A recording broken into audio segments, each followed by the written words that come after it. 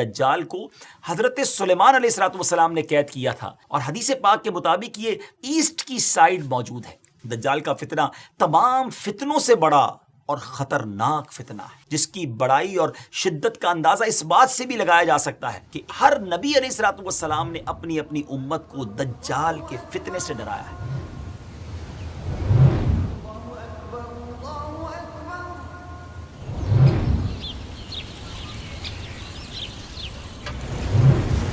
السلام علیکم ورحمۃ اللہ وبرکاتہ۔ میرا نام عبدالحبیب اتاری ہے، اور ایک بار پھر ویب سیریز قیامت کی نشانیاں لے کر حاضر ہیں۔ اور آج جو ٹاپک ہے وہ کہا جائے کہ سب سے زیادہ جو وانٹڈ ٹاپک تھا، جس کے لیے سب سے زیادہ ہمیں میسیجز ریسیو ہوئے کہ یہ بتائیے کہ دجال کے بارے میں قرآن و حدیث کیا کہتے ہیں، دجال قیامت سے پہلے کب آئے گا، وہ دکھتا کیسا ہوگا، اور اس کے معاملات کیا ہوں گے۔ تو آج وہی ٹاپک ہے جس کا کہا جائے کہ آپ کو انتظار ہے، اور واقعی بہت ساری مسکنسیپشنز ہیں، بہت ساری غلط فہمیاں ہیں دجال کے بارے میں۔ تو آج انشاءاللہ آپ کو قرآن و حدیث کی روشنی میں یہ بتائیں گے کہ قیامت کی ایک بہت بڑی نشانی وہ ہے دجال کا ظہور ہونا، دجال کا آنا۔ دجال کون ہے، دکھتا کیسا ہے کہاں، اور وہ آ کر کیا کچھ کرے گا۔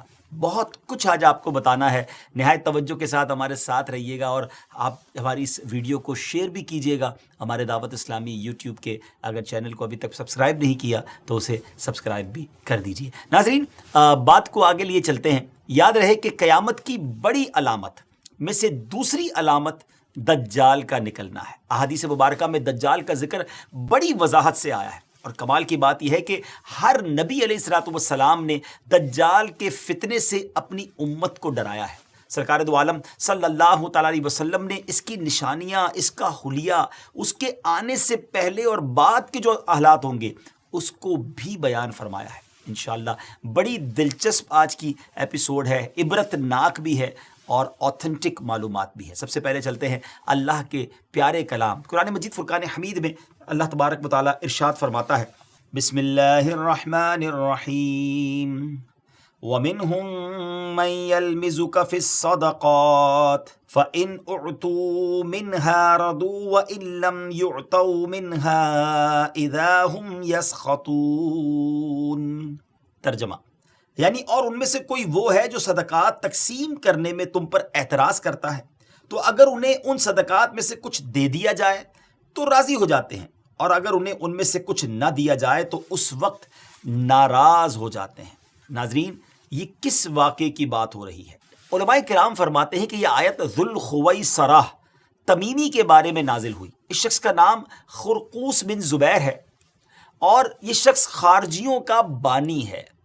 رسول کریم علیہ الصلوۃ والسلام مال غنیمت تقسیم فرما رہے تھے تو ذوالخویصرہ نے کہا کہ یا رسول اللہ عدل کیجئے۔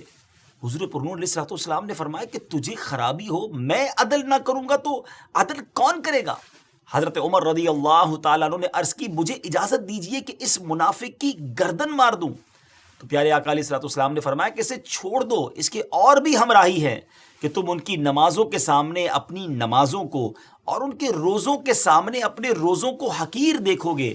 وہ قرآن پڑھیں گے اور ان کے گلوں سے نہ اترے گا، وہ دین سے ایسے نکل جائیں گے جیسے تیر شکار سے نکل جاتا ہے۔ پیارے ویورز، یہ اس گستاخ کی، اس بدبخت کی گستاخی ہی دراصل اس بدترین فتنے کا پیش خیمہ ثابت ہوئی جس نے بعد میں امت مسلمہ میں زبردست انتشار پیدا کر دیا۔ حضرت عثمان غنی رضی اللہ تعالیٰ عنہ اور مولا علی کرم اللہ تعالیٰ وجہ الکریم کے دور خلافت میں اسلامی ریاست کو چیلنج کرنے والے، یعنی اتھارٹی آف اسلامک ریاست کو چیلنج کرنے والے باغی گروہ در حقیقت اسی کے فالوورز تھے۔ جنگ صفین کے موقع پر جب حضرت علی رضی اللہ تعالیٰ عنہ نے خون خرابے سے بچنے کے لیے تحکیم یعنی ثالثی آربیٹریشن کے راستے کو اپنایا کہ چلیں کوئی بیچ میں فیصلہ کر لیا جائے، تو پہلے تو خوارج نے اس کی حمایت کی، مگر جب یہ فیصلہ کر لیا گیا تو یہ خوارج اس کو رد کرتے ہوئے مولا علی کرم اللہ تعالیٰ وجہ الکریم کے لشکر سے بھی نکل گئے۔ آپ کو معاذ اللہ ثم معاذ اللہ کافر کہنے لگے، اور اپنا ایک باغی گروہ تیار کر کے جہاد کے نام پر حضرت علی رضی اللہ تعالیٰ عنہ اور امت مسلمہ کے خلاف لڑنے کے لیے کھڑے ہو گئے، اور عراق کے ایک علاقے کو اپنا مرکز بنا لیا۔ نفرت کا یہ عالم تھا کہ انہوں نے حضرت علی رضی اللہ تعالیٰ عنہ کے شہر کو بھی چھوڑ دیا۔ اور جنگلوں میں، صحراؤں میں، پہاڑوں میں گھات لگا کر بیٹھ گئے، جہاں وہ اپنے مخالفین کو پکڑ کر ظلم و ستم کا نشانہ بناتے اور انہیں قتل کر دیتے۔ ان کی سرکشی بڑی تو مولا علی کرم اللہ تعالی وجہ الکریم نے صحابہ کرام کا لشکر لیا اور ان خوارج کے خلاف جنگ کی اور انہیں شکست دے دی۔ جب مولا علی کرم اللہ تعالی وجہ الکریم کے لشکر نے خوارج کو ختم کر دیا تو آپ نے فرمایا اس نشانی والے آدمی کو بھی تلاش کرو۔ ایک نشانی بتائی آپ نے، لوگ ڈھونڈنے لگے مگر وہ نہ ملا۔ آپ نے پھر فرمایا اس کو پھر جا کر تلاش کرو، خدا کی قسم میں نے نہ جھوٹ بولا ہے نہ ہی مجھے جھوٹ بتایا گیا ہے۔ یہ بات انہوں نے 2 یا 3 مرتبہ کہی، حتیٰ کہ لوگوں نے ایک کھنڈر سے اس نشانی والے بندے کی لاش کو ڈھونڈ لیا۔ مولا علی کرم اللہ تعالی وجہ الکریم کے سامنے رکھی گئی عجب نشانی تھی ناظرین، کہ جس کا ایک ہاتھ عورت کے پستان جیسا تھا۔ بہرحال امیر المومنین رضی اللہ تعالیٰ عنہ نے تکبیر کہی اور حمد الہی بجا لائے۔ کسی شخص نے کہا، آپ کے ساتھی نے کہا کہ حمد ہے اسے جس نے ان خوارج کی نجاست سے زمین کو پاک کیا۔ وہاں امیر المومنین نے ایک جملہ فرمایا، اور یہ پورا واقعہ سنانے کا جو مقصد ہے، ہو سکتا ہے ناظرین سوچ رہے ہو کہ بات دجال کی ہو رہی ہے اور یہ خوارج کا ذکر کیوں شروع ہو گیا۔ امیر المومنین رضی اللہ تعالیٰ عنہ نے فرمایا کہ کیا سمجھتے ہو یہ لوگ ختم ہو گئے؟ ہرگز نہیں، ان میں سے کچھ ماں کے پیٹ میں ہیں، کچھ باپ کی پیٹھ پہ ہیں، پھر جب ان میں سے ایک گروہ ہلاک ہوگا دوسرا سر اٹھائے گا، یہاں تک کہ ان کا آخری گروہ دجال کے ساتھ نکلے گا۔ ویورز، دجال ابھی آیا نہیں ہے اور کسی کو پتہ نہیں ہے کہ اس وقت وہ کہاں ہے، لیکن روئے زمین پر ایک صحابی ایسے گزرے ہیں جنہوں نے دجال کو دیکھا بھی ہے، اس سے ملاقات بھی کی ہے اور اس سے بات چیت بھی کی ہے۔ جی ہاں، اس ملاقات میں کیا کچھ ہوا، کیا دیکھا انہوں نے، کیا سنا، انشاءاللہ یہ پوری تفصیل آپ کو بتاتے ہیں۔ حدیث مبارک میں پیارے آقا علیہ الصلوۃ والسلام کی زبانی ہمیں یہ پورا واقعہ ملتا ہے۔ ایک مرتبہ پیارے آقا علیہ الصلوۃ والسلام نے اچانک سڈنلی اپنے صحابہ کرام کو جمع فرمایا اور خطبہ دینے کے لیے ممبر پر تشریف فرما ہو گئے۔ یہ وہ ٹائم تھا جس ٹائم پہ نارملی نبی پاک ایڈریس نہیں کیا کرتے تھے، خطبہ نہیں فرمایا کرتے تھے۔ صحابہ بھی حیران تھے کہ آج ایسا کیا ہو گیا ہے کہ پیارے آقا علیہ الصلوۃ والسلام اس وقت خطبہ ارشاد فرما رہے ہیں۔ تو نبی کریم علیہ الصلوۃ والسلام نے فرمایا کہ آج میرے پاس تمیم داری آئے اور انہوں نے ایک ایسی خبر سنائی ہے جس کی خوشی میں مجھے قیلولہ، یعنی پیارے آقا علیہ الصلوۃ والسلام دوپہر کو کچھ آرام فرمایا کرتے تھے، فرمایا وہ بھی میں نہیں کر سکا ہوں، اور میں نے چاہا کہ اس خبر میں تمہیں بھی شامل کر لوں۔ بات یہ ہے کہ تمیم داری نے مجھے بتایا کہ وہ 30 افراد تھے اور ایک شپ میں، ایک کشتی میں سفر کر رہے تھے کہ طوفان آ گیا اور وہ بھٹک گئے۔ تقریباً مہینہ بھر وہ سمندر میں گھومتے رہے اور ایک دن سورج غروب ہونے کے وقت ایک نامعلوم جزیرے پر، ایک نامعلوم آئلینڈ پر پہنچے۔ انہیں وہاں سیاہ رنگ کی مخلوق نظر آئی جس کے جسم پر بال بہت زیادہ تھے۔ انہوں نے اس سے پوچھا کہ تم کون ہو؟ اس نے کہا میں جاسوس ہوں۔ تو صحابہ نے کہا کہ ہمیں اپنے بارے میں کچھ بتاؤ۔ اس نے کہا کہ نہ میں تمہیں کچھ بتاؤں گا نہ تم سے کچھ سنوں گا، تم اس بت خانے میں جاؤ، وہاں ایک شخص تمہارا بڑی بے چینی سے ویٹ کر رہا ہے، انتظار کر رہا ہے، وہی تمہیں کچھ سنائے گا بھی بتائے گا بھی۔ پھر وہ سب اندر چلے گئے۔ وہاں ایک شخص سختی کے ساتھ زنجیروں میں جکڑا ہوا تھا۔ اس نے پوچھا کہ تم لوگ کون ہو اور کہاں سے آئے ہو؟ تو صحابہ کرام نے جواب دیا کہ شام سے آئے ہیں۔ اس نے پوچھا کہ عرب کا کیا حال ہے؟ اور ایک شخص وہاں پیدا ہونا تھا، اس کا کیا حال ہے؟ یعنی نبی پاک علیہ الصلوۃ والسلام کے بارے میں پوچھا۔ صحابہ کرام نے کہا کہ وہ اچھے حال میں ہیں، اور ابتدا میں ان کی مخالفت ہوئی مگر اب تو تمام عرب پر وہ غالب ہو گئے ہیں اور سارا عرب ایک دین، ایک خدا کو ماننے والا ہو گیا ہے۔ اس نے کہا اچھا زغر کے چشمے کا کیا حال ہے؟ انہوں نے جواب دیا کہ وہ بھی اچھی حالت میں ہے، لوگ اس سے پانی پیتے ہیں، اس سے کھیتی باڑی بھی کرتے ہیں۔ پھر اس نے پوچھا کہ عمان اور بیسان کی کھجوروں کا کیا حال ہے؟ انہوں نے کہا کہ اس میں ہر سال پھل آتے ہیں۔ یہ سن کر اس شخص نے 3 چیخیں ماری اور بولا کہ میں دجال ہوں۔ جی ہاں ناظرین، وہ دجال تھا۔ کہتا ہے ان قریب میں آزاد ہو جاؤں گا اور زمین کا چپا چپا گھوموں گا اور اس کا کوئی حصہ نہیں چھوڑوں گا سوائے طیبہ کے، کیونکہ مجھ میں وہاں جانے کی طاقت، وہاں جانے کی پاور نہ ہوگی۔ نبی پاک علیہ الصلوۃ والسلام نے فرمایا کہ مجھے بہت خوشی ہوئی کیونکہ طیبہ یہی شہر ہے۔ مدینہ منورہ کے بارے میں میرے آقا نے فرمایا کہ طیبہ یہی شہر ہے، اور سبحان اللہ میرے آقا فرماتے اس ذات کی قسم جس کے قبضے میں میری جان ہے، مدینہ منورہ کی ہر گلی، کوچہ، سڑک اور یہاں نرم اور سخت زمین، الغرض ہر مقام پر فرشتہ ننگی تلوار لیے پہرا دیتا ہوگا اور قیامت تک یہ پہرا دے گا۔ سبحان اللہ، مدینہ کی گلیوں میں فرشتے پہرا دے رہے ہیں۔ سبحان اللہ۔ کیا بات ہے مدینہ منورہ کی. بعض روایت کی روشنی میں یہ بات بھی کہی جاتی ہے کہ دجال کو حضرت سلیمان علیہ السلام نے قید کیا تھا، اور حدیث پاک کے مطابق یہ مشرق یعنی ایسٹ کی سائیڈ موجود ہے. دجال کا فتنہ تاریخ انسانی کی ابتدا سے لے کر انتہا تک تمام فتنوں سے بڑا اور خطرناک فتنہ ہے، جس کی بڑائی اور شدت کا اندازہ اس بات سے بھی لگایا جا سکتا ہے کہ ہر نبی علیہ السلام نے اپنی اپنی امت کو دجال کے فتنے سے ڈرایا ہے. محبوب رب العزت محسن انسانیت صلی اللہ تعالی علیہ وسلم کا فرمان عالی شان ہے، مکہ مکرمہ اور مدینہ منورہ کے علاوہ کوئی شہر ایسا نہیں ہے جسے ان قریب دجال رونتا ہوا نہ گزرے، جبکہ ان دونوں شہروں کے ہر راستے پر ملائکہ صفے باندھے پہرا دے رہے ہوں گے. دجال مدینہ منورہ سے باہر ایک دلدلی زمین پر پڑاؤ ڈالے گا، پھر شہر مدینہ لرزے گا یعنی زلزلہ آئے گا تو اس میں موجود ہر کافر اور منافق باہر نکل جائے گا. مفتی احمد یار خان نعیمی رحمۃ اللہ تعالی فرماتے ہیں دجال دو قسم کے ہیں، چھوٹے اور بڑے.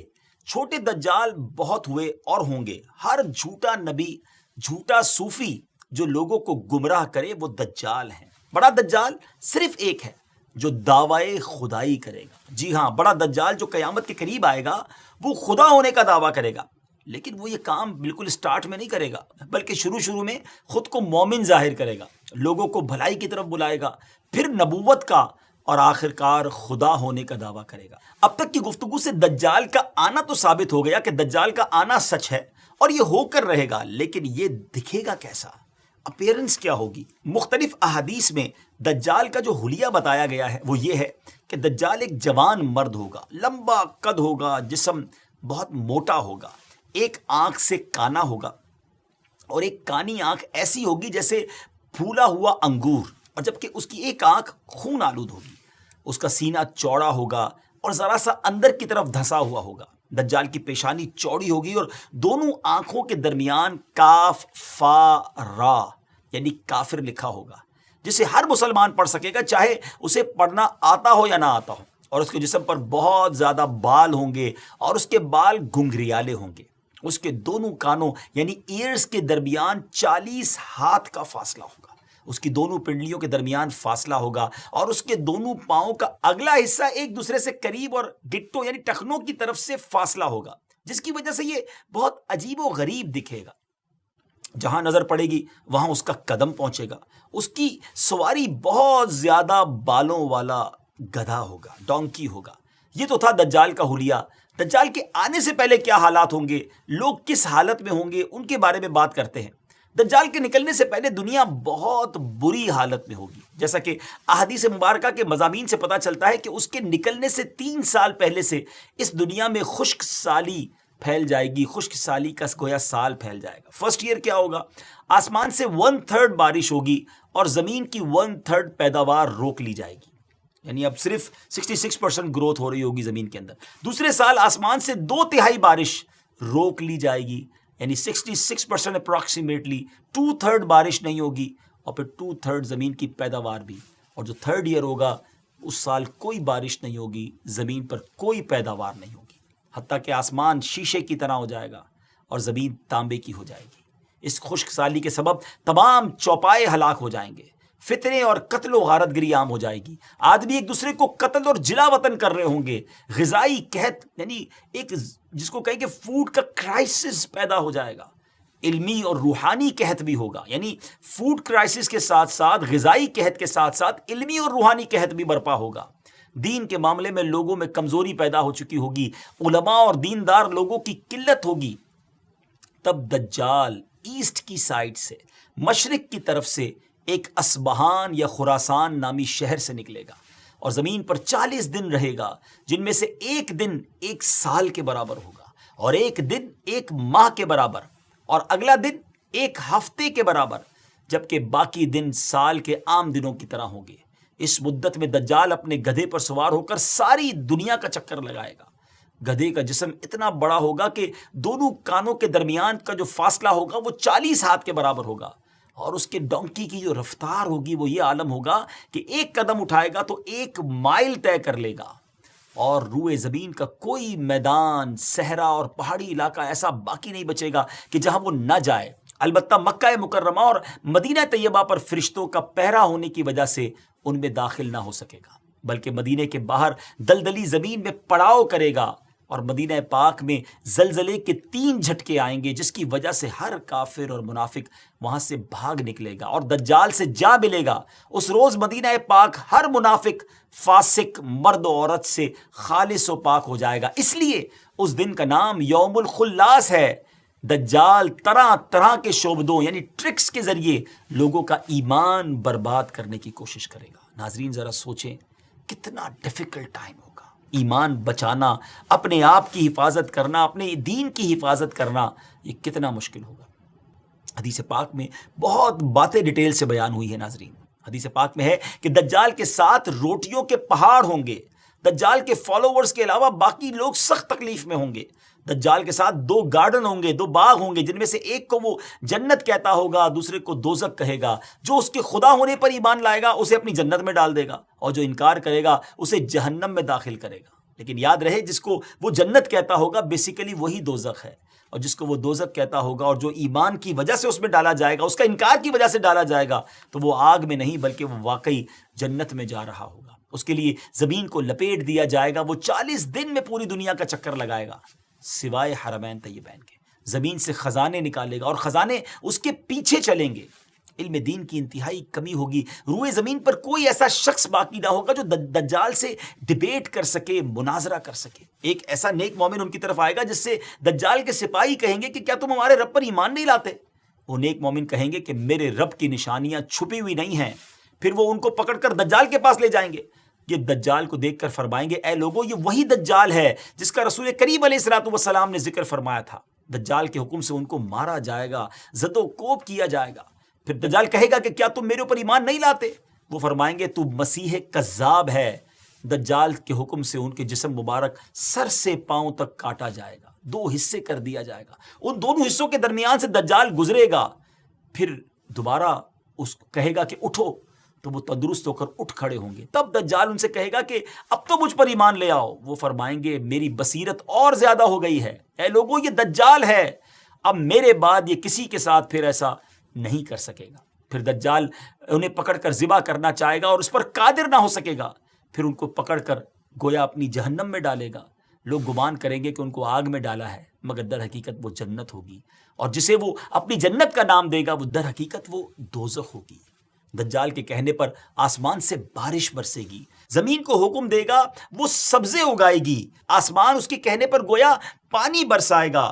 دجال کے ماننے والوں کے جانور لمبے چوڑے اور خوب تیار اور دودھ والے ہو جائیں گے، اور ویرانے میں جائے گا تو وہاں کے خزانے شہد کی مکھیوں کی طرح اس کے ساتھ ہو جائیں گے۔ اس قسم کے بہت سے شعبدے، بڑی ٹرکس دکھائے گا۔ در حقیقت میں سب جادو کے کرشمے اور شیاطین کے تماشے ہوں گے، جن کا حقیقت سے کوئی تعلق نہیں ہوگا، اس لیے کہ اس کے وہاں سے جانے کے بعد لوگوں کے پاس کچھ بھی نہیں رہے گا۔ خزانے بھی دکھائے گا، بہت ساری چیزیں ہوں گی، لیکن جب دجال وہاں سے جائے گا تو پیچھے سب چیزیں دوبارہ ختم ہو جائیں گی۔ دجال کے لشکر میں 70,000 اصبہان کے یہودی ہوں گے، اور 13,000 ان کی عورتیں، اور ساتھ ساتھ وہ لوگ بھی ہوں گے جو یہودیوں کے تابع ہوں گے۔ اس کے ساتھ شیاطین ہوں گے، وہ اس سے کہیں گے اے دجال ہم سے جو چاہے کام کروا لے، ہم تیری مدد کریں گے۔ دجال کہے گا کہ لوگوں میں پھیل جاؤ، میرا خوب چرچا کرو کہ میں رب ہوں۔ شیاطین ایسا ہی کریں گے۔ دجال کے ان فتنوں کی وجہ سے اہل ایمان سخت پریشان اور تنگی کے عالم میں بھاگ کر دخان نامی ایک پہاڑ میں پناہ لیے ہوئے ہوں گے، لیکن دجال ان کا پیچھا کر کے پہاڑ کا گھیرا کرے گا۔ اہل ایمان سخت تکلیف میں، بھوک میں مبتلا ہوں گے، تب اللہ پاک حضرت سیدنا عیسیٰ علیہ نبینا علیہ الصلوۃ والسلام کو نازل فرمائے گا۔ ناظرین یہ وہ ٹرننگ پوائنٹ ہوگا کہ تمام تکلیفوں کے بعد، تمام پرابلمز کے بعد اہل ایمان کی پھر مدد کیسے کی جائے گی۔ قرب قیامت ہوگی، اور حضرت عیسیٰ علیہ الصلوۃ والسلام جامع مسجد دمشق میں شرقی مینارے پر نازل ہوں گے۔ اور اب جب حضرت عیسیٰ علیہ الصلوۃ والسلام اس دنیا میں آ جائیں گے تو ان کو دیکھتے ہی دجال ایسے گھلے گا، میلٹ ہوگا، جیسے پانی میں نمک گھلتا ہے، میلٹ ہوتا ہے۔ آپ علیہ الصلوۃ والسلام دجال کو مقام لد پر قتل کریں گے، اور اس کے فالوورز میں سے ایک بھی، کسی کو بھی زندہ نہیں چھوڑیں گے۔ یہ فتنہ بہت شدید ہوگا ناظرین۔ نبی پاک علیہ الصلوۃ والسلام نے بھی اس سے پناہ مانگی اور اس کی ترغیب ارشاد فرمائی ہے، اور روایت کی روشنی میں علماء نے دجال سے بچنے کے کچھ طریقے بھی ارشاد فرمائے ہیں۔ آئیے اب وہ باتیں بھی سیکھ لیتے ہیں کہ ہم اس کے لیے کیا کر سکتے ہیں، ہم کیا دعا کریں۔ جو کوئی مسلمان مکہ یا مدینے میں ہوگا وہ دجال کے فتنے سے محفوظ رہے گا، کیونکہ دجال حرمین طیبین میں داخل نہیں ہو سکے گا۔ بعض روایت میں آیا کہ جو مسجد اقصی یا مسجد طور میں ہوگا وہ بھی فتنہ دجال سے بچا رہے گا۔ نبی پاک علیہ الصلوۃ والسلام نے فرمایا جو سورہ کہف کی پہلی 10 آیتیں یاد کرے گا دجال کے فتنے سے محفوظ رہے گا۔ میں بھی نیت کر لیتا ہوں، آپ بھی کر لیں کہ 10 آیتیں سورہ کہف کی فرسٹ 10 آیات آف سورہ کہف اس کو یاد کر لیں۔ علماء نے مختلف حدیثوں کی روشنی میں یہ بات بھی بیان کی اور فرمایا کہ پہاڑوں اور جنگلوں سے دور رہا جائے، کیونکہ دجال اکثر دیہاتوں یعنی ولیجز میں جائے گا۔ ان باتوں کے ساتھ ساتھ اللہ تعالیٰ کی تسبیح و تکبیر، ایمان پر ثابت قدمی اور صبر سے بھی دجال سے بچا جا سکے گا۔ اگر وہ کسی کو اپنی آگ میں بھی پھینکے گا تو اسے چاہیے کہ وہ ثابت قدم رہے، کیونکہ وہ آگ اس پر سلامتی والی ہو جائے گی، یعنی گویا گلزار ہو جائے گی۔ یا اللہ عز و جل اس مشکل وقت میں ہر مسلمان کی مدد فرمانا